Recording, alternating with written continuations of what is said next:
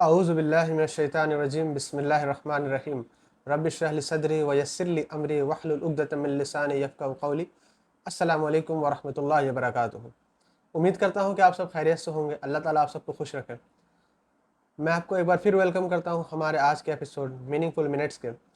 اور آج کا ایپیسوڈ میں سمجھتا ہوں کہ یہ آپ بہت ہی زیادہ یوتھ سے ریلیونٹ ہے، اور یہ یوتھ کے تمام مسائل میں سے ایک بہت ہی بڑا اور سنگین مسئلہ ہے جس کو یوتھ جو ہے وہ ڈیٹیکٹ نہیں کر پاتی۔ کچھ دنوں پہلے ایک بہن کا سوال آیا تھا میرے پاس، اور اس کا ایک بہت بڑا مسئلہ تھا۔ وہ یہ کہہ رہی تھی کہ وہ کسی لڑکی سے، مطلب اس کا سوال تو بہت بڑا تھا، میں بہت اس کو سمرائز کر کے آپ کو بتاتا ہوں کہ اس کا کہنا تھا کہ وہ کسی لڑکے سے، آپ کہہ لو کہ عشق یا حرام ریلیشن شپ میں گرفتار ہو گئی تھی، اور پھر وہ اس سے نکلنا چاہتی ہے لیکن وہ نکل نہیں پا رہی ہے، اور وہ نمازیں پڑھتی ہے، وہ دعائیں کرتی ہے، لیکن اس کے دل سے بے چینی ختم نہیں ہوتی۔ وہ کہتی ہے کہ کبھی کبھی مجھے ایسا لگتا ہے کہ میں اس کے بغیر رہ نہیں پاؤں گی اور میری ڈیتھ ہو جائے گی۔ اس طرح کے وہ عجیب و غریب باتیں کر رہی تھی۔ تو اس کا حل کیا ہے، اس کا سولوشن کیا ہے، اور کیا یہ عشق اور محبت ایک ڈیزیز ہے، یا ہمارے بالی ووڈ اینڈ ہالی ووڈ نے جو چیزیں ہمیں، آپ کہہ لو کہ ہمارے ذہنوں میں فٹ کر دی ہے کہ عشق یا محبت تو عبادت ہے، نعوذ باللہ، تو اس کی حقیقت کیا ہے، اس کا معنی کیا ہے، اور اس کی تباہ کاریاں کیا ہیں؟ دیکھیں، عشق یا محبت جو شادی سے پہلے کی جو چیزیں ہوتی ہیں، ہم میں سے ہر ایک شخص، ہر ایک یوتھ جانتا ہے کہ اس میں صرف پریشانیاں ہیں، اس میں صرف بربادیاں ہی ہیں۔ کوئی بھی یہ نہیں کہہ سکتا کہ اس سچویشن میں، یعنی حرام ریلیشن شپ میں آ کے عشق یا محبت کر کے کوئی خوش رہا ہو، بلکہ بہت ساری ہیوملیشنز ہوتی ہے، بے عزتی ہوتی ہے، بدنامیاں ہوتی ہیں، تکلیف ہوتی ہے، اور نیگیٹو چیزیں بہت زیادہ ہوتی ہیں۔ اس کے باوجود لوگ اس پہ پڑھنا چاہتے ہیں، اور جو کوئی شخص ایسا ہے جو اپنے آپ کو بچانے کی کوشش کرتا ہے یا کرتی ہے، اس کو کہا جاتا ہے کہ یہ کول نہیں ہے، یا پھر یہ آپ کہہ لو کہ دقیانوسی لوگ ہیں۔ اور اللہ معاف کرے کہ آج حالات اس قدر برے ہو گئے ہیں کہ یہ بیماری جو ہے، یہ عشق یا محبت صرف مسلمانوں میں نہیں، بلکہ ایک مسلمان لڑکا یا لڑکی غیر مسلموں سے بھی عشق اور محبت کر رہا ہے۔ اس کے نتیجے میں وہ مرتد ہو رہا، اپنے اسلام سے کمپرومائز کر رہا، اسلام، اس کا دین اور دنیا، ساری چیزیں ختم ہو جا رہی ہیں۔ بہت سارے کیسز آپ کو سوسائڈ کیسز ملیں گے اس کے وجہ سے۔ اسی طریقے سے بہت سارے مسائل ہیں۔ آپ دیکھیں گے کہ جو غیر مسلم ہیں یا جو دشمنان اسلام ہیں، اس ٹرائب کو، عشق اور محبت کے ٹرائب کو ہماری نسلوں کو خراب کرنے کے لیے استعمال کر رہی ہیں، ہمارے مسلمان بہنوں کو ٹرائب کر رہی ہیں اس کے ذریعے۔ تو آخر یہ عشق کیا ہے؟ یاد رکھیں کہ یہ ایک ڈیزیز ہے، یہ ایک بہت ہی پرابلمیٹک چیز ہے، بہت ہی بڑا سنگین مسئلہ ہے۔ اس سے پہلے کہ میں آپ کو اس کی تعریف بتاؤں، میں آپ کو ایک چیز بتا دیتا ہوں کہ جو ہمارا دل ہے نا، یہ ایک بہت بڑی نعمت ہے اللہ کی، اور اس دل کی حفاظت کا ذمہ بھی اللہ تعالیٰ نے ہمیں دیا ہے۔ یہ کوئی چھوٹی چیز نہیں ہے۔ دل جو ہے، امام ابن القیم الجوزی کہتے ہیں کہ دل تین طرح کے ہوتے ہیں۔ ایک وہ دل ہوتا ہے جو زندہ ہوتا ہے، یعنی اس میں اللہ سے محبت، رسول اللہ صلی اللہ علیہ وسلم کے دین سے محبت، ان کی سنتوں سے محبت اس میں پائی جاتی ہے۔ وہ ہر وقت اللہ کے ذکر میں مشغول رہتا ہے، اور اس کا دل ہمیشہ آخرت کی فکر میں، اللہ کی یاد میں، رسول اللہ صلی اللہ علیہ وسلم کے دین کی استقامت کے لیے ہمیشہ بے چین رہتا ہے، فکر مند رہتا ہے۔ دوسرا دل جو امام ابن القیم الجوزی کہتے ہیں، وہ دل ہے جو مردہ دل ہے، یعنی وہ حق کے آ جانے کے بعد بھی حق کا انکار کرتا ہے، اور وہ اللہ پر ایمان نہیں لاتا، وہ رسول اللہ صلی اللہ علیہ وسلم کی پر ایمان نہیں لاتا، ان کو آخری پیغمبر نہیں سمجھتا، یہ مردہ دل ہے۔ اور تیسرے دل وہ ہے جو ایک ڈیزیز دل ہے، بیمار دل، یعنی وہ اللہ کو یاد تو کرتا ہے، نمازیں بھی پڑھتا ہے، اللہ کا ذکر اس کے اندر ہوتا ہے، لیکن کچھ حالات ایسے آ جاتے ہیں، یعنی کہہ لیں کہ دوستوں کی صحبت ہو گئی، بیڈ کمپنیز ہو گئی، سوشل میڈیا ہو گیا، اس طرح کے جب وہ فتنوں میں پڑتا ہے تو وہ اللہ سے دور ہوتا چلا جاتا ہے۔ یاد رکھیں، جو عشق نام کا جو مرض ہے جو مسلمانوں میں ہوتا ہے اکثر، وہ زیادہ تر ڈیزیز ہارٹ میں ہی، یعنی ایسا دل جو بیمار دل ہے، اس کے اندر ہی پایا جاتا ہے۔ امام ابن تیمیہ رحمہ اللہ عشق کی تعریف یوں کرتے ہیں، وہ کہتے ہیں کہ لفظ عشق کا جو مشہور استعمال نکاح اور اس سے پہلے کے امور میں ہوتا ہے، یعنی نکاح کے بعد کے امور جو ہوتے ہیں اس میں عشق کا استعمال نہیں ہوتا۔ عاشق کا اپنے معشوق کو دیکھ کر، اس کا کلام سن کر، یعنی اس کی بات چیت سن کر، یا بوس و کنار کر کے، یا پھر اسے چھو کر، یا اس سے گلے مل کر، یا پھر اس سے ہم بستر ہو کر لطف اندوز ہونا چاہتا ہے، یہی عشق ہے۔ اس پورے سٹیٹمنٹ میں ہمیں دو چیزیں پتہ چلتی ہیں۔ جو سب سے پہلی اور بنیادی چیز یہ ہے کہ اللہ اور بندے کے درمیان جو تعلق ہوتا ہے، جو محبت ہوتی ہے، اس کے لیے لفظ عشق کا استعمال کرنا صحیح نہیں ہے۔ ایون آپ دیکھیں کہ نکاح کے بعد کے امور جو ہوتے ہیں، نکاح کے بعد جو آپ کہہ لو کہ ایک لڑکا اور لڑکی جو شوہر اور بیوی بنتے ہیں، اس کے بعد کے امور میں بھی لفظ عشق کا استعمال نہیں ہوتا۔ عشق کا استعمال اس سے پہلے کا ہوتا ہے، جو کہ ایک حرام ریلیشن شپ ہے، اور اللہ اور بندے کے درمیان کی محبت کو لفظ عشق کا استعمال نہیں دینا چاہیے۔ اسی طرح آپ قرآن میں بھی دیکھو کہ رسول اللہ صلی اللہ علیہ وسلم کے بارے میں، یا ان سے محبت کرنے کے جو بھی آپ کہہ لو کہ آیتیں نازل ہوئی، ان کے محبت سے تلقین کرنے کے معاملے میں، یا اللہ تعالیٰ نے جہاں جہاں بتایا کہ وہ رسول اللہ صلی اللہ علیہ وسلم سے جب محبت کرتے ہیں، لفظ محبت کا لفظ استعمال ہو، عشق کا لفظ استعمال نہیں ہوا۔ افسوس ہے کہ بہت سارے مسلمان ایسے ہیں جو عشق کے لفظ کو ہمیشہ پاک چیزوں اور مقدس چیزوں کے ساتھ جوڑتے ہیں۔ پھر دوسری بات جو اس اسٹیٹمنٹ میں پتہ چلتی ہے وہ یہ ہے کہ یہ نہیں کہا جا سکتا کہ فلاں آدمی کے دین کی وجہ سے، فلاں آدمی کے علم کی وجہ سے، فلاں آدمی کے کسی صلاحیت کی وجہ سے، اس کے کسی اسکل کی وجہ سے، اس کے اسکل پہ میں عاشق ہو گیا ہوں، یہ بھی نہیں کہا جا سکتا۔ اسی طریقے سے امام ابن القیم الجوزی رحمہ اللہ کہتے ہیں کہ عشق جو ہے وہ فارغ دل کا کام ہے، یعنی عشق وہی ہوتا ہے جہاں پہ دل فارغ ہوتا ہے، یعنی ایسا دل جو آپ کہہ لو کہ جس میں اللہ کا ذکر نہ ہو، جس میں دین سے محبت نہ ہو، جس میں کوئی کسی چیز کو اچیو کرنے کی، چاہے وہ دنیاوی غرض ہو یا پھر اخروی غرض، اس کو اچیو کرنے کی فکر نہ ہو، یعنی بالکل ہی فارغ اور نٹھلا دل، یہ اس کا کام ہے کہ وہ عشق کرتا ہے۔ اور one of the major causes of عشق اینڈ حرام ریلیشن شپ از دا فارغ دل، یعنی دیکھو کہ جس انسان کے پاس جہاں کوئی کام نہیں ہوتا، وہ اس طرح کی بیماریوں میں وہ پڑ جاتا ہے۔ اسی طرح آپ دیکھیں کہ شیخ الاسلام امام ابن تیمیہ رحمہ اللہ نے اپنے مجموع الفتاوی میں فرمایا کہ لو ایک سائیکالوجیکل بیماری ہے، نفسیاتی بیماری ہے۔ اگر یہ زیادہ بڑھ جائے تو یہ فزیکل بیماری بن جاتی ہے، جیسے کہ دماغ کی بیماریاں، جسم کی کمزوری وغیرہ وغیرہ۔ آپ دیکھو کہ یہ چیزیں ہمیں نظر آتی ہیں۔ جو لوگ حرام ریلیشن شپ میں گرفتار ہیں، ان کو نہ کھانے کی فکر ہوتی ہے، نہ سونے کی فکر ہوتی ہے، نہ ان کو دین سے کچھ مطلب، نہ دنیا سے کچھ مطلب۔ ان کی صحت آپ دیکھو کہ کیسے ہوتی چلی جاتی ہے، وہ دن بر دن کمزور نٹھلے ہوتے چلے جاتے ہیں۔ ان کے حالات جو ہے بد سے بدتر ہوتے چلی جاتے ہیں، چاہے فزیکل ہو جائے فائنینشلی ہو، اور وہ ایموشنلی بہت ہی زیادہ ویک بھی ہوتے ہیں۔ تو ہمیں یہ بات پتہ چلتی ہے کہ عشق لسٹ اور آپ کہہ لو کہ نفسانی خواہشات، ڈیزائرز کا نام ہے۔ اب آتے ہیں کہ میں آپ کو کچھ بتاؤں کہ عشق کی تباہ کاریاں کیا ہیں، یعنی عشق جن لوگوں کو ہوا یا جن لوگوں نے کیا، اس کی وجہ سے ان کو کیا کیا نقصان اٹھانے پڑے۔ تو سب سے پہلا اور سب سے میں کہتا ہوں کہ سب سے سنگین جو تباہ کاریاں جو عشق کے نتیجے میں ہوئیں، اس میں یہ ایک ہے کہ ایک شخص ہوا کرتا تھا جس کا نام تھا عبد الرحمن بن ملجم، اور میں آپ کو بتاؤں کہ وہ شخص جو ہے وہ بہت ہی اچھا قاری قرآن تھا، وہ قرآن بڑا اچھا پڑھا کرتا تھا، اور قرآن پڑھنے کی وجہ سے اس کو حضرت علی رضی اللہ تعالی عنہ نے اس کو کوفہ کے اندر قاری قرآن مقرر کیا تھا۔ اس شخص عبد الرحمن بن ملجم کو کسی خارج کہ کسی ایک لڑکی سے، کسی عورت سے محبت ہو جاتی ہے، وہ اس کے عشق میں گرفتار ہو جاتا ہے، تو پھر اس کے پاس جاتا ہے اور اس کو نکاح کی پیشکش کرتا ہے۔ تو وہ لڑکی کہتی ہے کہ میں تم سے نکاح اس غرض سے کروں گی، یعنی نکاح کی جو شرط رکھتی ہے وہ یہ ہوتی ہے کہ تمہیں مجھے 30,000 دینار دینے ہوں گے، یا دوسری شرط یہ ہوتی ہے کہ حضرت علی رضی اللہ تعالیٰ عنہ کو قتل کرنا ہوتا ہے۔ تو یہ بدبخت عبد الرحمن بن ملجم کیا کرتا ہے، وہ حضرت علی رضی اللہ تعالیٰ عنہ کو شہید کر دیتا ہے۔ یہ ہے عشق کی تباہ کاری۔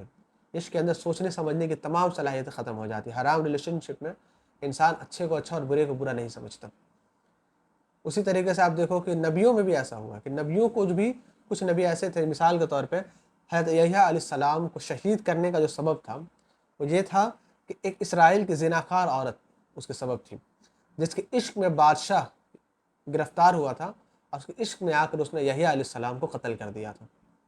اسی طریقے سے آپ دیکھو کہ بغداد کا ایک بہت ہی مشہور واقعہ ہے، اور ابن قصیر رحمہ اللہ نے اپنی کتاب البدایہ والنہایہ میں بھی اس کا تذکرہ کیا ہے کہ بغداد میں ایک صالح المؤذن ہوتا تھا، یعنی بہت ہی نیک اور بہت ہی پاک باز مؤذن ہوا کرتا تھا۔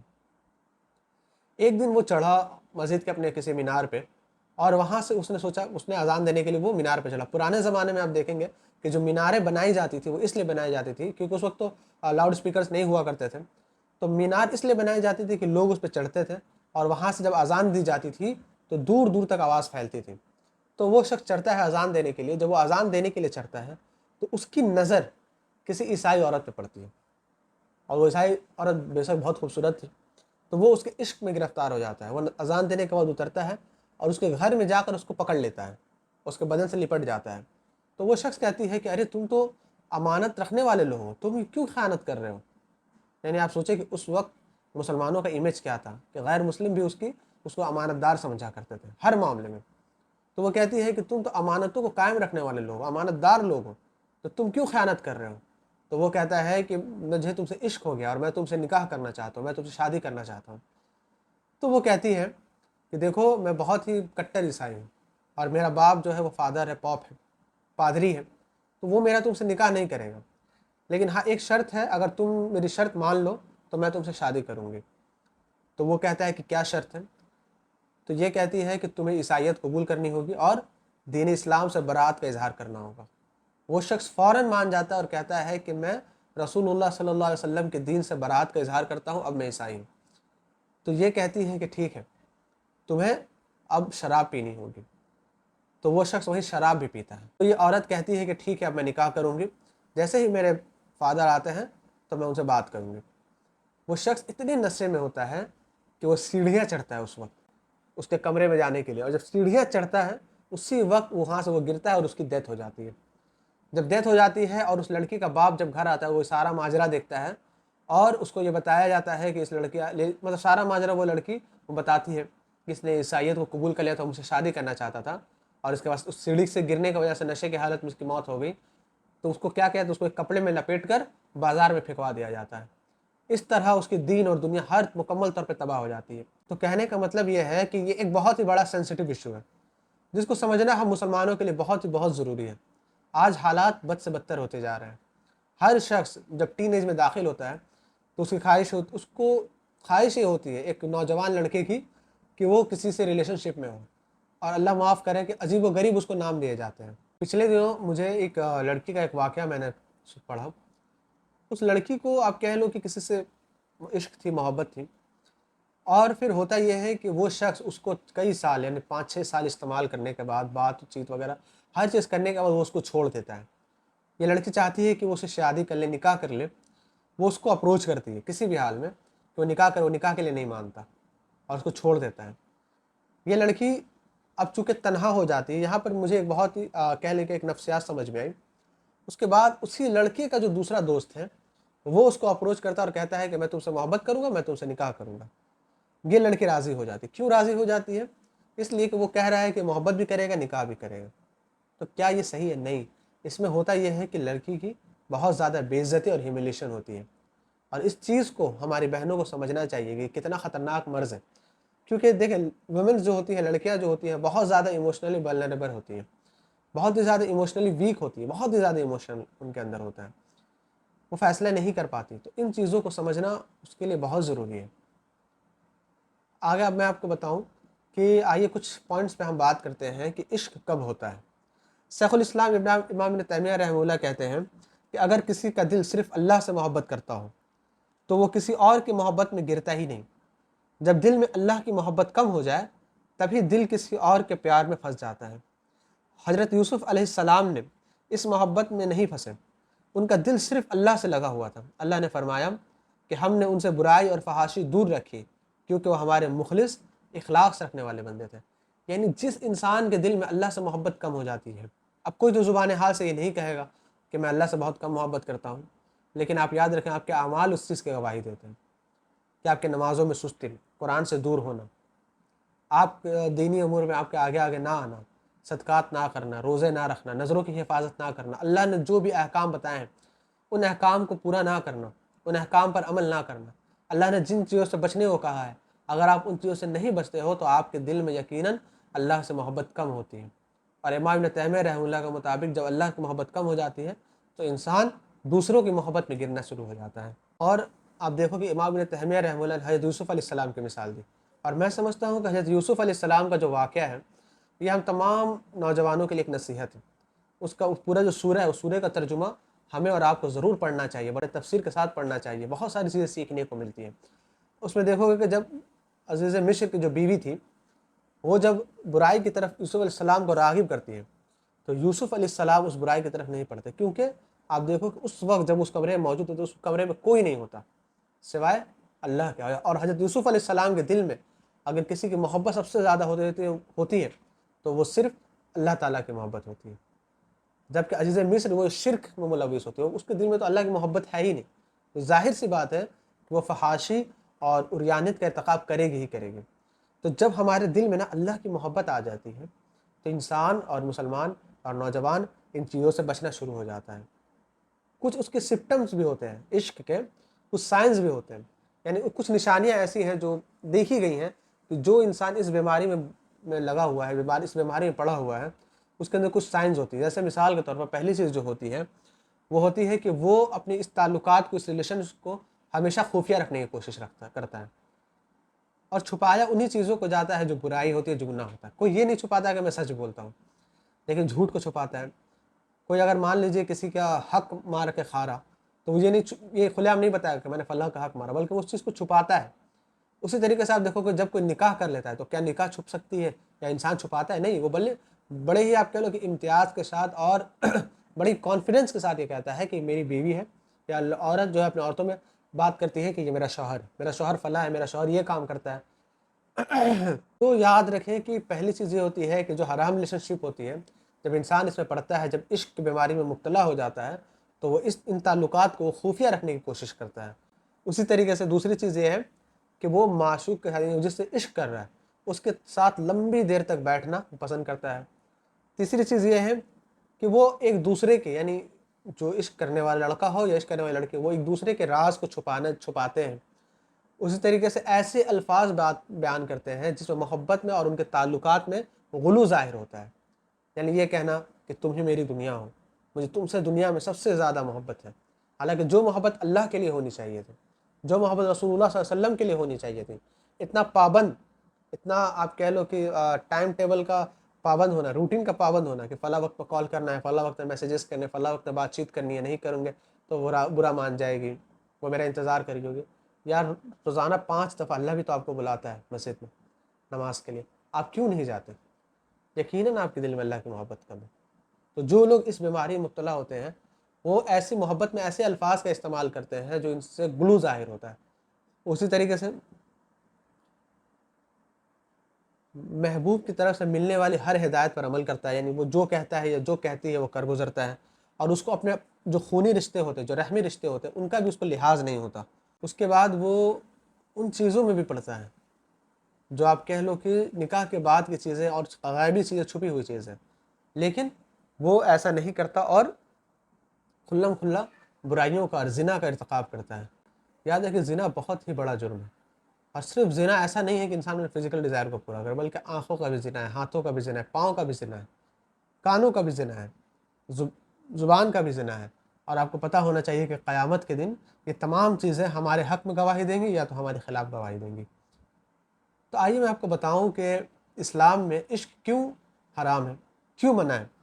سب سے پہلی چیز یہ ہے کہ پری میرٹل یعنی نکاح سے پہلے ریلیشن شپ اسلام کے ٹیچنگز کے خلاف ہے, جو ہمیشہ حیا اور چیسٹٹی کو ختم کر دیتی ہے, اس کو خراب کر دیتی ہے. جو بندہ عشق میں ہوتا ہے نا, جو بندہ حرام ریلیشن شپ میں ہوتا ہے, سب سے پہلے جو چیز اس کے اندر سے جاتی ہے, اس کے اندر آنکھوں سے حیا چلی جاتی ہے, اس کی موڈسٹی ختم ہو جاتی ہے, اس کی چیسٹٹی ختم ہو جاتی ہے. اور حیا بہت بڑی چیز ہے. اللہ کے رسول صلی اللہ علیہ وسلم کے بارے میں صحابہ کہتے ہیں کہ اللہ کے رسول بڑی حیا والے تھے. ایک صحابی تھے جو بہت حیا کرتے تھے, تو کچھ صحابہ نے کہا کہ یار تم بڑی حیا کرتے ہو, تو اللہ کے رسول نے انہوں کہنے سے روکا, کہا کہ نہیں, حیا ایمان کا حصہ ہے, اور حیا جس مسلمان میں نہیں وہ جو چاہے وہ کرے. اگر تم میں شرم نہیں تو تم جو چاہے کرو, نہیں اب تم کچھ بھی کر سکتے ہو. تو یاد رکھیں حیا کو ختم کرنے والی جو چیز ہے وہ عشق ہے, وہ حرام ریلیشن شپ ہے. اور آپ دیکھیں کہ پچھلے زمانے میں ماں باپ کے سامنے, اپنے بڑے بھائیوں بڑے بہنوں کے سامنے, اپنے رشتہ داروں کے سامنے, یہاں تک کہ اپنے والد کے دوستوں کے سامنے انسان کے اندر حیا ہوتی تھی. ہم لوگ جب چھوٹے تھے تو ہم دیکھتے تھے کہ ہم لوگ اگر مثال کے طور پر باہر ہم لوگ کھیل رہے ہیں اور ہمارے فادر کے فرینڈز, ہمارے والد کے دوست بھی اگر گزر جائیں تو ہمیں اس بات کا ڈر ہوتا تھا کہ وہ میرے والد کو بتا دیں, ہم ان کو دیکھ کر وہاں سے چلے جاتے تھے. اگر ہم بیٹھ کر کچھ دوست آپس میں بات کر رہے ہوتے تھے تو جب کوئی آتا تھا, کوئی بڑا آ جاتا تھا جس کو ہم جانتے نہیں لیکن عمر میں بڑا ہے, تو ایک حیا ہوتی تھی اور ہم لوگ وہاں سے چلے جاتے تھے. لیکن اللہ معاف کرے, آج حالات اتنے برے ہو گئے ہیں کہ آج ٹین ایجرز جو ہیں, جو یوتھ ہے, وہ کھلا حرام ریلیشن شپ میرا انوالو ہوتی ہیں.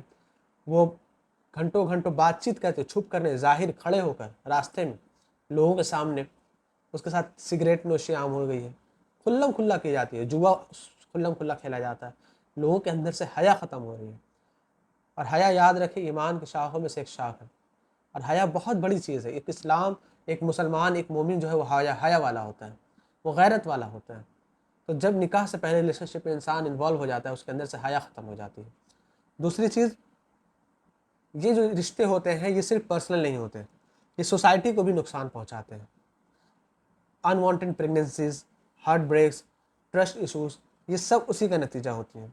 इस्लाम हमें सिखाता है कि हर शख्स का इज़्ज़त से जीना हक है, और इज़्ज़त तभी बची रहती है जब हमारी शरीयत के दायरे में हम रहना सीख लें, सिर्फ निकाह के ज़रिए रिश्ते बनाना सीखें। तो देखेंगे कि आपकी इश्क और हराम रिलेशनशिप में पड़ने की वजह से अनवांटेड प्रेगनेंसीज होती हैं, फिर उस बच्चे को मार दिया जाता है, बदनामियाँ होती हैं, रुसवाइयाँ होती हैं, और ऐसे बहुत सारे केसेस नज़र आते हैं। क्योंकि आप देखें कि आज के हालात इतने बुरे हैं, इतने फितने इतने ज़्यादा हैं, 18+ कंटेंट, डबल मीनिंग वर्ड्स, गाली गलोच, इस तरह की चीज़ें इतनी ज़्यादा आम हो गई हैं, लोग इसको इतना कंज्यूम कर रहे हैं कि इंसान की जो फिज़िकल डिज़ायर है ना वो उरूज पे है। बहुत सारे लोग ऐसे भी हैं जो इश्क करते हैं, अक्सरियत तो ऐसे हैं कि जो इश्क करते हैं, हराम रिलेशनशिप में इन्वॉल्व ही इसलिए होते हैं ताकि अपने फिज़िकल डिज़ायर को पूरा कर सकें, ताकि अपने नफसानी ख्वाहिशात को पूरा कर सकें, और वो इसलिए करते भी हैं। अल्लाह माफ़ करे कि आज लड़कियों का भी हाल बहुत बदतरीन है, उनके अंदर से हया जाती रही है। आज अल्लाह माफ़ करे, कल ही मैं अपने दोस्त के साथ खड़ा था तो मुझे बता रहा था कि एक छोटी कम उम्र लड़की, वो रास्ते से गुजरते हुए अपने दोस्तों को ऐसी गाली दी, अल्लाह माफ़ करे, कि मुझे, वो कहता है कि मुझे शर्म आने लगी। उसने कहा कि तुम रहते तुम पानी पानी हो जाते। तो ये हालात हो रहे हैं, इसके ज़िम्मेदार नो डाउट पेरेंट्स तो हैं, पेरेंट्स हैं, क्योंकि घर, हमारा कोई भी घर ऐसा नहीं है जिसमें गाली नहीं दी जाती, जिसमें गाली गलौच नहीं होते, जिसमें ज़ुबानों की हिफाजत की जाती हो, ऐसा हमारा कोई घर नहीं बचा। हमारे बड़े गाली देते हैं बच्चों के सामने तो वो समझते हैं कि बहुत बड़ा काम कर रहे हैं, वो ये नहीं समझते कि बच्चा तो उन्हीं से सीखता है ना। तो इस तरह हया ख़त्म हो रही है, इस तरह बहुत सारे इश्यूज़, बहुत सारे मसले सामने आ रहे हैं। तो इस वजह से इस्लाम ने इन चीज़ों को मना फरमाया। नबी करीम सल्लल्लाहु अलैहि वसल्लम ने फरमाया कि इब्ने आदम के लिए उसके ज़िना का हिस्सा लिख दिया गया है, वो यकीनन इसे पाने वाला है। आँखों का ज़िना नामहरम औरतों की तरफ देखना है, कानों का ज़िना हराम आवाज़ को सुनना है। इसी तरह औरतों की आँखों का ज़िना यही है कि वो नामहरम मर्दों की तरफ देखें। ज़ुबान का ज़िना नाजायज़ कलाम करना है, गाली देना है, गीबत करना है, चुगलियाँ करना है, झूठ बोले, ज़ुबान का ज़िना है। हाथ का ज़िना नाजायज़ पकड़ना है, नामहरम के हाथों में हाथ डालकर जो लोग पार्क्स में वगैरह में घूमते हैं। और पैर का ज़िना नाजायज़ काम की तरफ चल कर जाना है। और दिल ख्वाहिश करता है, दिल ख्वाहिश करता है और आरज़ू करता है, और शर्मगाह उसकी तस्दीक या तकज़ीब करती है। यानी आपके दिल में जो ख्वाहिश होगी वो आपके फ़िज़िकल डिज़ायर में कन्वर्ट होना लाजमी है। यहाँ इस हदीस से ये बात पता चलती है। यानी दिल के अंदर अगर शहवत भरी पड़ी है, दिल के अंदर नफसानी ख्वाहिशात, और आप ऐसी चीज़ों को कंज्यूम कर रहे हो जो आपकी फ़िज़िकल डिज़ायर को उरूज पे ले जा रही हैं, तो आपकी शर्मगाह उसकी तस्दीक कर देगी। आप कभी ना कभी उसको पूरा करने की कोशिश करोगे ही, क्योंकि इंसान जो है ना बहुत ज़्यादा आप कह लो क्यूरियोसिटी में चला जाता है। बहुत ज़्यादा आप अपनी चीज़ों को, अपनी नीड्स को, अपनी डिज़ायर्स को पूरा करने के लिए हर वक्त तगदो में लगा रहता है, और ये भूल जाता है कि वो है कौन। तो याद रखें, हमें इन चीज़ों से बचना चाहिए, हमें अपने आँखों की हिफाजत करनी चाहिए। और सबसे बड़ी चीज़ जिसकी हिफाजत हमें करनी है वो ये है, आँख। हर बुराई का आगाज़ जो है, ज़िना की जितनी तरह की बुराइयाँ हो गई, ज़िना हो गए, आप कह लो कि इश्क में पड़ना हो गया, झूठ बोलना हो गया, बहुत सारी चीज़, जो भी चीज़ें हैं वो इस आँख से शुरू होती है। तो निगाहों की हिफाजत करना मर्दों के लिए ख़ास कर बहुत बहुत ज़रूरी है। तो एक चीज़ हमें समझ लेनी चाहिए कि इश्क या मोहब्बत ये गलत चीज़ है, यानी निकाह से पहले करना। आप देखो कि अगर बॉलीवुड एंड हॉलीवुड में ये चीज़ें बहुत ज़्यादा सिखाई जाती हैं, मतलब अपने कंटेंट के ज़रिए बताई गई हैं कि मोहब्बत और इश्क जो है वो इबादत है। इश्क करने में क्या हुआ, तो इबादत है। अल्लाह माफ़ करे, नहीं, सबसे पहले हमें ये चीज़ समझनी होगी कि निकाह से पहले अगर ये मोहब्बत होती है तो ये गलत है, ये गलत चीज़ है। आप देखोगे कि बॉलीवुड में भी जो सारी चीज़ें दिखाई जाती हैं उसके फ़िल्मों में, तो जब निकाह होता है या शादी होती है लड़का और लड़की का, उसके बाद फ़िल्म ख़त्म हो जाती है, और फ़िल्म से पहले की चीज़ों में दिखाई जाती है सारी चीज़ें। और बहुत सारे फ़िल्म ऐसे हैं जिसमें मैरिटल रिलेशनशिप्स को भी प्रमोट किया जाता है, प्रोवोक किया जाता है। تو یاد رکھیں کہ یہ چیزیں نکاح سے پہلے اگر ہوں تو یہ غلط ہے۔ کیوں غلط ہے اس کو سمجھنا ہمارے لیے بہت ضروری ہے۔ سب سے بنیادی چیز یہ ہے کہ یہ عشق یا محبت آپ کہہ لو اگر نکاح سے پہلے ہوتا ہے تو یہ اللہ کی نافرمانی ہے۔ عشق یاد رکھیں کہ دو چیزوں کا نام ہے۔ امام القیم کہتے ہیں کہ عشق دو چیزوں کا نام ہے۔ معشوق کے بارے میں ایک اچھا امیج آپ کے ذہن میں بیٹھ جائے، اور دوسری چیز اسٹرانگ ڈیزائر اس چیز کی کہ میں جس سے عشق کرتا ہوں مجھے مل جائے۔ کوئی بھی بندہ یہ نہیں کہہ سکتا کہ میں فلاں سے عشق کرتا ہوں اور میں اللہ کا بڑا فرمانبردار بندہ ہوں، یا میں حلال طریقے سے حلال میں عشق کر رہا ہوں۔ ایسا ہو ہی نہیں سکتا۔ آپ عشق میں جو بندہ جاتا ہے وہ اللہ کی نافرمانی کرتا ہے۔ کیسے کرتا ہے؟ وہ آنکھوں کا زنا کرتا ہے، وہ دن رات اذان ہو رہی ہوتی ہے وہ موبائل پہ لگا ہوتا ہے، وہ جھوٹی جھوٹی باتیں کہتا ہے، لغو کرتا ہے۔ جیسی محبت اللہ سے ہونی چاہیے وہ اس کسی بندہ یا بندی کے ساتھ کرتا ہے، کسی لڑکا یا لڑکی کے ساتھ کرتا ہے۔ اور عشق میں کیا ہوتا ہے کہ اس کے ذہن میں معشوق کا ایک بہترین امیج بنتا ہے، اور جب امیج بن جاتا ہے تو وہ اس کو پانے کی، اس کو اچیو کرنے کی اس کے اندر ڈیزائرز پنپنے لگتی ہیں، بڑھنے لگتی ہیں، اور وہ اس کے لیے ہر ممکن کوشش کرتا ہے۔ آگے کہتے ہیں کہ اگر انسان کسی سے محبت کرنے لگے تو وہ اختیاری طور پر اس کے اندر اس کو پانے کی چاہت پیدا ہو جاتی ہے، اور اس کو پا کر گزرنے کے لیے حرام طریقوں کو پہلے اپناتا ہے۔ کیونکہ حلال طریقوں سے آپ بہت ہی کم کیسز ایسے ہوں گے جہاں کوئی لڑکا کسی لڑکی سے یا کوئی لڑکی کسی لڑکے سے محبت کر رہی ہو یا اس کو پسند آ گیا ہو، تو وہ کیا کرتی ہے کہ وہ اپنے گھر پہ اپنے گھر والوں کو انوالومنٹ دکھلاتی ہے، انوالو کرتی ہے، اپنے گھر والوں کو بات کرتا ہے یا کرتی ہے، اور اس کہتی ہے کہ میں فلاں لڑکے سے نکاح کرنا چاہتا ہوں۔ ایسا بہت کم ہوتا ہے۔ لڑکا چاہتا ہے کہ پہلے اس سے پا لو، اور اس کو پانے کے لیے وہ ہر کہہ لیے کہ حرام طریقوں کو اپناتا ہے۔ ایک اور چیز ہمیں سمجھنی چاہیے کہ عشق جو ہے یا عشق کے محبت یہ اختیاری ہے غیر اختیاری ہے، اس پہ بہت ہی زیادہ ڈیبیٹ ہوتی ہے۔ تو یاد رکھیں کہ دیکھیں پسند آ جانا اختیاری ہے، پسند آ جانا غیر اختیاری ہے۔ یعنی کوئی چیز کسی کو پسند آ سکتی ہے، ایون شادی شدہ مرد کو بھی کوئی دوسری لڑکی یا دوسری عورت پسند آ سکتی ہے، لیکن اس کو بائی ان فورس اپنے ذہن میں بار بار اس کے بارے میں سوچتے رہنا، اس کے پروفائلز چیک کرنا، اس کے پیچھے اس کو فالو کرنا، اس طرح کرتے کرتے کرتے انسان اختیاری طور پر محبت میں انوالو ہوتا ہے۔ اگر کوئی یہ کہے کہ نہیں محبت تو غیر اختیاری ہے تو یہ ہو ہی نہیں سکتا۔ یاد رکھیں کہ پسند آنا غیر اختیاری ہے۔ کرکٹ پسند آتا ہے، کرکٹ کوئی شاٹ کسی کو پسند آتا ہے تو کیا اسے محبت کرنے لگتا ہے؟ وہ کہتا ہے کہ فلاں کا یہ شاٹ مجھے بہت پسند ہے، یہ میرا فیوریٹ شاٹ ہے، یہ میرا فیوریٹ پلیئر ہے۔ کیا اسے نکاح اور محبت کرتا ہے؟ نہیں، ایسا نہیں ہوتا۔ لیکن ہاں بار بار اس کو فالو کرنا، اس کو اس کے انسٹاگرام پروفائل سے فیس بک پروفائل پہ جا کر اس کو فالو کرنا، اس کو دیکھنا، اس کے پکچرز کو ہمیشہ دیکھتے رہنا، تو انسان اس طرح کیا کرتا ہے کہ محبت میں پڑنا شروع ہو جاتا ہے۔ دوسری چیز یہ جو بہت ہی سنگین جرم ہے کہ عشق یا محبت جب بہت زیادہ حد سے آگے بڑھ جائے، اس کا ایک لیول بڑھ جائے تو انسان شرک کرنے لگتا ہے۔ امام القیم رحمہ اللہ نے اپنی کتاب میں اس کو کہا کہ یہ شرک کی ایک قسم ہے جسے شرک فی المحبہ، لو آف شرک کہا جاتا ہے، اور وہ یہ آیت کوٹ کرتے ہیں کہ وَمِنَ النَّاسِ مَن يَتَّخِذُ مِن دُونِ اللَّهِ أَندَادًا يُحِبُّونَهُمْ كَحُبِّ اللَّهِ وَالَّذِينَ آمَنُوا أَشَدُّ حُبًّا لِلَّهِ، کہ لوگوں میں کچھ لوگ ایسے ہیں جن لوگوں نے اللہ جیسی محبت اللہ سے ہونی چاہیے وہ دوسروں سے کرتے ہیں، اور بے شک ایمان والے تو اللہ کی محبت میں سخت ہیں۔ اسی طریقے تیسری چیز یہ ہے کہ محبت میں انسان کا دل ضرور ٹوٹتا ہے، اس کو تکلیف ضرور ہوتی ہے، اور وہ پریشان ضرور ہوتا ہے۔ ایسا ہو ہی نہیں سکتا کوئی یہ کہے کہ میں حرام ریلیشن شپ میں انوالو ہوں اور میری اچھی زندگی گزر رہی ہے، نہیں، اس کی پریشانی ضرور ہوتی ہے ایک موقع پر، خاص کر لڑکیوں کے ساتھ بڑا مسئلہ ہو جاتا ہے۔ دیکھیں ہم جس سماج میں رہتے ہیں نا، یہاں کہیں نہ کہیں آپ کہہ لو کہ اسلام اور دینی تعلیم نہ ہونے کی وجہ سے غیر انصاف مطلب ناانصافی تو ضرور ہے، انجسٹس ضرور ہے۔ وہ کس طرح ہے کہ اگر لڑکی کسی لڑکے سے انوالومنٹ عشق کے حرام رشتے میں انوالو ہوتی ہے تو اس کی پوری زندگی اس کو بدنام کیا جاتا ہے۔ لیکن اگر لڑکا کئی لڑکیوں کے ساتھ ملٹیپل ریلیشن شپ میں آ جائے تو اس کو بدنام یا داغدار نہیں سمجھا جاتا۔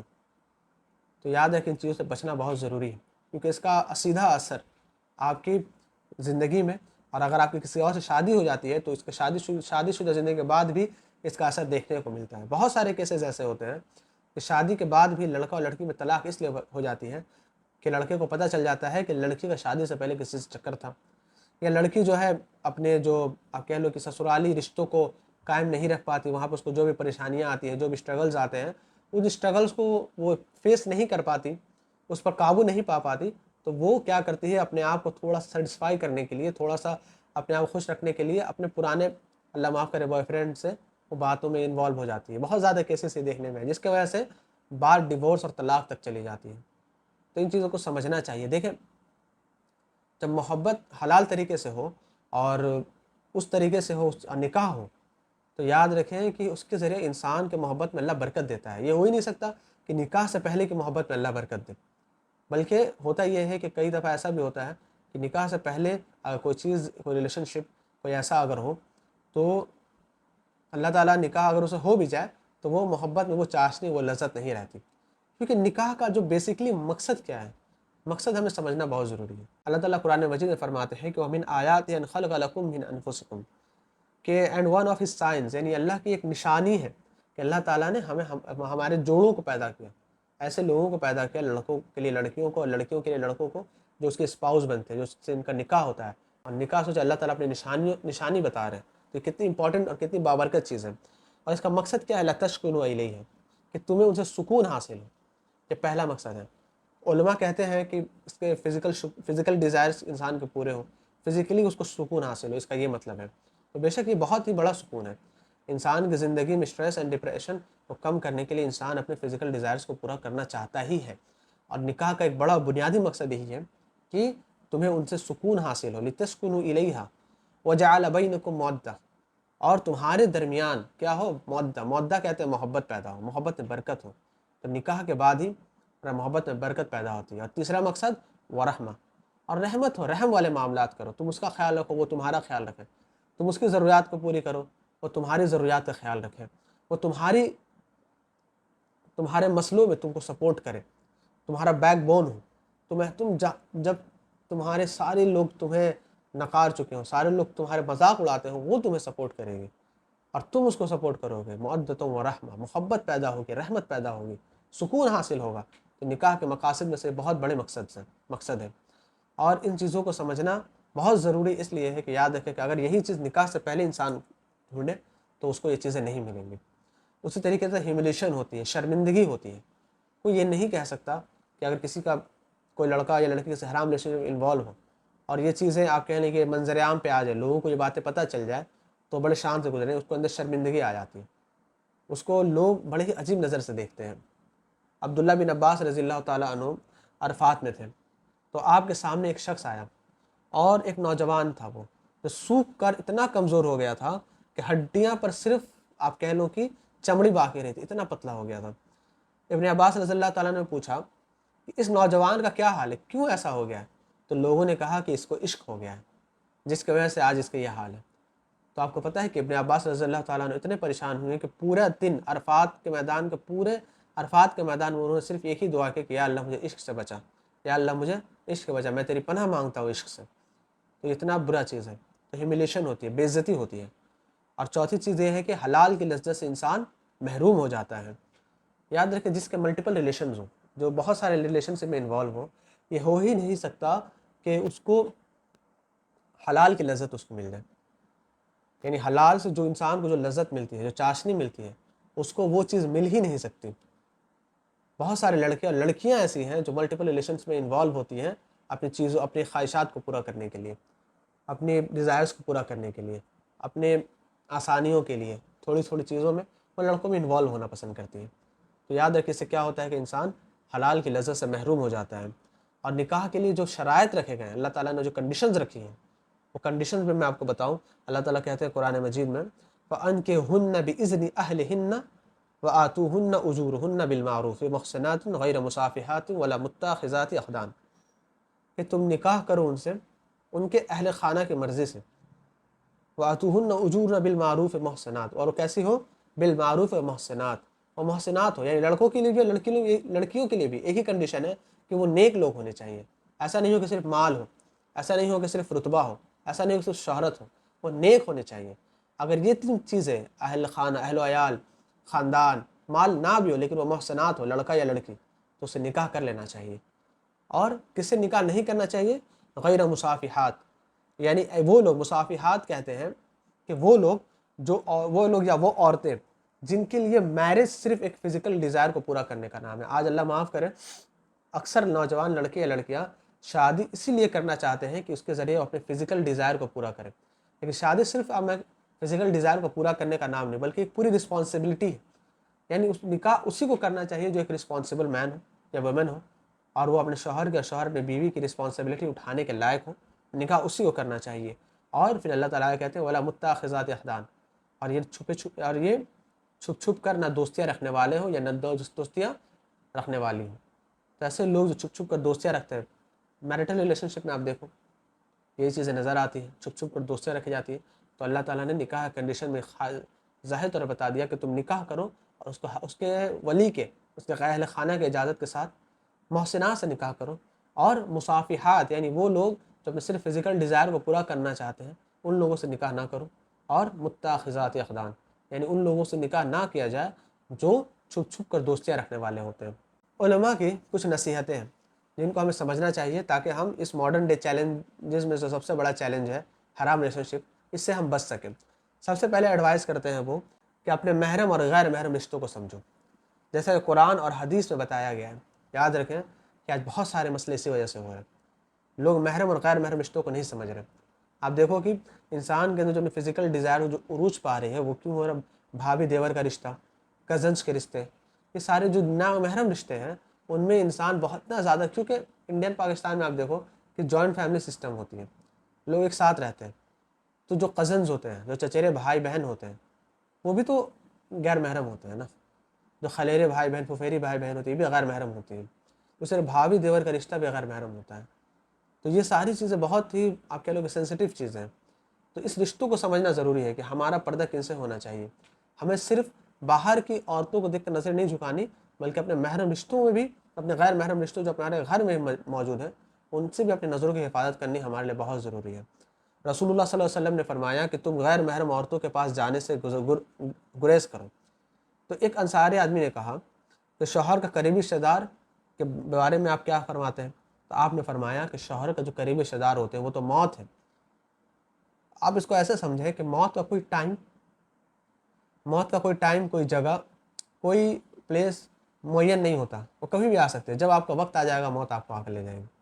اسی طریقے سے جو شوہر کے قریبی رشتہ دار کا جو فتنہ ہے، خاص کر بھابھی دیور کا جو فتنہ ہے، یہ اتنا بڑا فتنہ ہے کہ آپ کہہ لو کہ جس طرح موت کا کوئی ٹائم اور پلیس معین ہوتا ہے، اس فتنے میں پڑنے کے لیے بھی کوئی ٹائم اینڈ پلیس نہیں رکھا جا سکتا. یا اچانک یہ فتنہ آپ کو اپنی لپیٹ میں لے لے گا.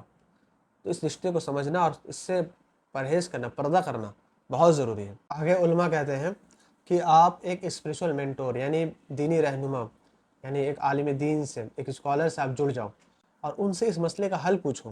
ان سے پوچھو کہ حرام ریلیشن شپ کو کیسے ختم کریں اور حرام کو حلال میں کیسے بدلا جا سکتا ہے، حلال ریلیشن شپ کیسے ہوتے ہیں. یہ سب جاننا ضروری ہے یوتھ کے لیے. تیسری چیز یہ کہ حرام ریلیشن شپ سے بچنے کا ایک امپورٹنٹ طریقہ یہ ہے کہ آپ اپنے آس پاس اچھے لوگوں کو رکھو. اپنے مطلب ایک پازیٹیو، ایک گڈ کمپنی میں آپ رہنا شروع کرو جو آپ کو پازیٹیو انفلوئنس دیں، آپ کو اکاؤنٹیبل رکھیں اور حلال زندگی جینے میں مدد کریں.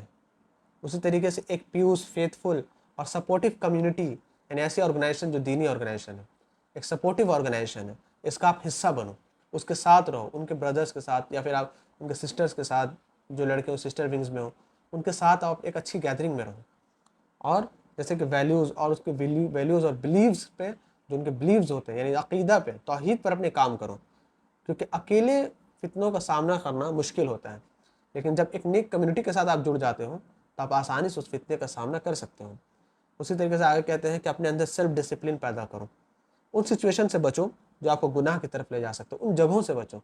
اگر مان لیجیے کہ آپ کسی جگہ مطلب حرام میں انوالو ہو اور آپ کو ان سے بچنا ہے تو آپ اس کم از کم کہہ لو کہ اس ٹیبل، اس چیئر جہاں پر آپ بیٹھ کر کبھی باتیں کیا کرتے تو ان جگہوں سے بچو. اپنے روم کا پورا سیٹ اپ بدل دو ان سے بچنے کے لیے. بہت ہی سنگین گناہ ہے.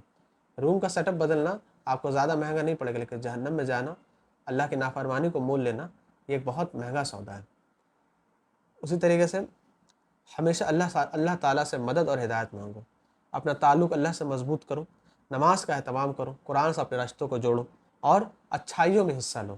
اور میں سمجھتا ہوں کہ اگر کوئی لڑکا یا لڑکی کہتی ہے کہ مجھے فلاں لڑکے سے یا فلاں لڑکے سے محبت ہے اور میں اس کو چھوڑنا چاہتی ہوں، میں بھول ہی نہیں پا رہی، میں کیا کروں؟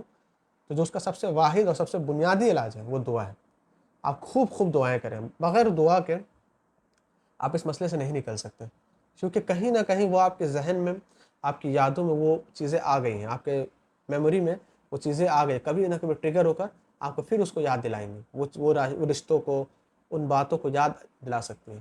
تو اپنے تعلق آپ اللہ سے زیادہ مضبوط رکھیں، اللہ سے اپنے تعلقات کو استوار کریں، آپ ایسی کمیونٹی میں رہیں جو پازیٹیو ہو اور گڈ کمپنیز ہوں۔ اور یاد رکھو کہ نکاح ایک حلال رشتہ ہے ریلیشن شپ کا، اگر آپ اس کی ذمہ داری اٹھا سکتے ہو تو جتنا جلد ہو نکاح کرو۔ جیسا نبی صلی اللہ علیہ وسلم نے فرمایا کہ اے جوان لوگوں، تم میں سے جو بھی شادی کو برڈن اٹھا سکتا ہے تو اسے چاہیے کہ وہ شادی کرے۔ اور نکاح کوئی بڑی مشکل چیز نہیں ہے، نکاح بڑی آسان چیز ہے۔ اور آخری میں میں یہی کہوں گا کہ اگر کوئی انسان حرام سے بچتا ہے تو اللہ تعالیٰ، مطلب اگر کوئی انسان حرام میں انوالو ہو رہا ہو اور اسے بچتا ہے صرف اللہ کے ڈر سے، تو اللہ تعالیٰ اس کو اس کے بدلے یا تو وہی چیز ادا کر دیتے ہیں یا تو اس سے بہترین چیز ادا کر دیتے ہیں۔ میں آپ کو ایک واقعہ بتاتا ہوں کہ پارٹیشن کے وقت کا واقعہ ہے۔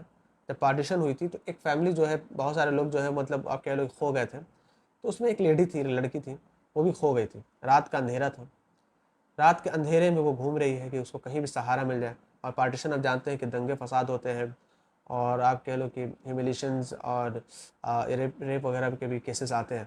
تو بچنا چاہتی تھی، ایک اچھا اور مضبوط، مطلب کہہ لو کہ پیسفل شیلٹر ڈھونڈ رہی تھی۔ اتنے میں اس کو مسجد دکھائی دی، اور ظاہر سی بات ہے کہ مسجد ایک اچھی جگہ ہوتی ہے، امن کی جگہ ہوتی ہے، وہاں بچ سکتی ہے۔ تو وہ جاتی ہے مسجد میں، تو دیکھتی ہے کہ مسجد میں چاروں طرف اندھیرا ہے، اور بالکل کونے میں ایک لڑکا بیٹھا ہوا ہے اور وہ کچھ پڑھ رہا ہے، اور ایک موم بتی اس کے سامنے جل رہی ہے۔ وہ لڑکی اس کے پاس جاتی ہے اور اس سے کہتی ہے کہ میں راستہ بھٹک گئی ہوں، میں اپنے خاندان سے بچھڑ گئی ہوں، آپ مجھے رات گزارنے کے لیے یہاں جگہ دے دیں تاکہ میں یہاں پر رات گزار لوں، کیونکہ باہر کے حالات بہت برے ہیں۔ تو یہ کہتی ہے یہ لڑکی، یہ لڑکا کہتا ہے کہ بالکل آپ رہیں، آپ وہاں فلاں جگہ سے سائڈ میں چلی جائیں اور وہاں بیٹھے رہیں۔ وہ سائڈ میں چلی جاتی ہے۔ جب وہ سائڈ میں چلی جاتی ہے تو لڑکا ایک بار نظر اٹھا کے اس لڑکی کو دیکھتا ہے اور پھر نظر نیچے کر لیتا ہے، اور اس کے بغل میں جو موم بتی ہوتی ہے، اس موم بتی میں اپنے ہاتھوں کو بار بار اس طرح پھیلاتا ہے، پھیلا رہا ہوتا ہے، اپنی انگلیوں کو پھیلا رہا ہوتا ہے، ہٹا رہا ہوتا ہے۔ وہ لڑکی ساری چیزیں غور کر رہی ہوتی ہے۔ اتنے میں صبح ہو جاتی ہے اور اس کا خاندان اس کو ڈھونڈتے ڈھونڈتے آ جاتا ہے، وہ لڑکی اس کے ساتھ چلی جاتی ہے۔ کچھ ہی دن بعد اس کے جو فادر ہوتے ہیں، اس لڑکی کے جو باپ ہوتے ہیں، وہ آتے ہیں اور اس لڑکے کو کہتے ہیں کہ آپ میری بیٹی سے نکاح کر لیں۔ وہ لڑکا کہتا ہے کہ بالکل، وہ خوش ہوتا ہے کہ وہ لڑکی خوبصورت تھی اور اچھی بھی تھی، تو وہ کہتا ہے کہ بالکل میں نکاح کر لوں گا۔ دونوں کا نکاح ہو جاتا ہے۔ نکاح کے بعد لڑکی پوچھتی ہے کہ اس رات جب میں وہاں پہ تھی، میں جانتی ہوں کہ آپ نے مجھے ایک بار دیکھا تھا، لیکن میں نے دیکھا کہ آپ نے اپنی نظریں نیچی کر لیں، اور وہاں جو آگ ہے، موم بتی، اس پہ آپ اپنی انگلیوں کو پھیلا رہے تھے، ہٹا رہے تھے، ایسا کیوں کر رہے تھے؟ اس نے کہا کہ جب آپ میرے سامنے تھی اور میں نے جب آپ کو ایک نظر دیکھا، اسی وقت آپ مجھے بھا گئی تھی، اور میرے دل میں بہت ساری برائیوں کے ارادے پیدا ہوئے تھے، کیونکہ اس اندھیری رات میں کون جانتا ہے کہ کیا ہو رہا نہیں ہو رہا۔ لیکن اچانک میرے دل میں اللہ کا خیال آیا، اور میں نے کہا کہ اگر میں آج ایسا کر لوں تو اللہ مجھے دیکھ رہا ہے۔ تو اس لیے میں نے کیا کیا کہ وہاں پر موم بتی جو رکھی تھی، اس میں اپنی انگلیوں کو پھیرانا شروع کیا۔ جب انگلیاں جلتی تھی تو میں خود سے پوچھتا تھا کہ تم یہ آگ برداشت نہیں کر پاؤ گے تو جہنم کی آگ کیسے برداشت کرو گے؟ اس طرح میں نے پوری رات گزاری اور میں اس برائی سے بچ گیا۔ تو یہ ہے وہ مثال، یعنی اگر آپ اللہ کے لیے حرام کاری سے بچتے ہو تو اللہ تعالیٰ آپ کو اس کا بہتر اور اچھا بدلہ دے گا۔ تو اللہ تعالیٰ ہماری اصلاح فرمائے، اللہ تعالیٰ ہمارے اس جیسے عشق جیسے فتنے سے بچنے کی توفیق دے۔ اللہ تعالیٰ ہمیں توفیق دے کہ ہمارے لیے نکاحوں میں آسانیاں ہوں، ایک اچھا پیسفل ہیلدی اسلامی معاشرہ بن پائے۔ اللہ تعالیٰ ہمیں اس بھگوا لو ٹریپ اور حرام ریلیشن شپ سے بچا کے رکھے۔ آمین۔ جزاک اللہ خیر، بارک اللہ فیکم۔ السلام علیکم ورحمۃ اللہ وبرکاتہ۔